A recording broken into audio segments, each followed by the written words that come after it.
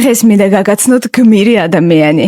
ადამიანი, რომელიც აჭარაში, კერძოდ ბათუმში შექმნა ეთნოგრაფიული მუზეუმი. გახლავართ ამ მუზეუმის დირექტორი, დამფუძნებელი, საჭიროების შემთხვევაში ექსკურსია მძღოლი. წარმოიდგინე, ერთი ადამიანი, ერთი ოცნება და მთელი ხალხის ისტორია, შეგროვებული საკუთარი ხელებით. ბათუმში არის ეთნოგრაფიული მუზეუმი, რომელიც ჩვეულებრივმა ადამიანმა შექმნა, იმიტომ რომ სურთა ქართული კულტურა არ დაკარგულიყო. წლების განმავლობაში ის დადიოდა სოფლებში, აგროვებდა ძველ ნივთებს, ბევრ მათგანს ნაგავში პოულობდა და სიცოცხლეს უბრუნებდა. აქ ყველაფერი ნამდვილია: ავეჯი, ტანსაცმელი, ხის ხელსაწყოები, ოჯახური ნივთები. ასე ცხოვრობდნენ ქართველები 100-200 წლის წინ. ხის საბანი, 150 წლის საბქვავი, გურული ცხენის ზურგის აქსესუარი, რომელიც დღეს არსად ჩანს და ეს ყველაფერი შენ შეგიძლია ხელით ნახო, შეეხო, მოусმინო ამბებს, რომელიც თაობიდან თაობას გადაეცემებოდა. ეს არ არის ჩვეულებრივი მუზეუმი, ეს არის ცოცხალი ტრადიცია, რომელიც გულში ინახავს ჩვენს წარსულს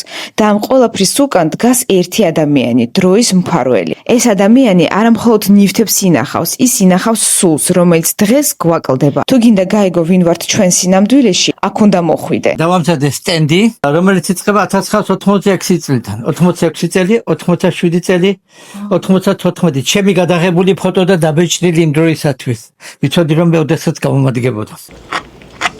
ჩემი სახელი გვარი 2025 წელი. ძალიან დიდი მადლობა. მე ამაყება რომ ჩვენ ქვეყანაში ეგეთი გმირი ადამიანები არიან, როგორც ქემალ თურმანიძე.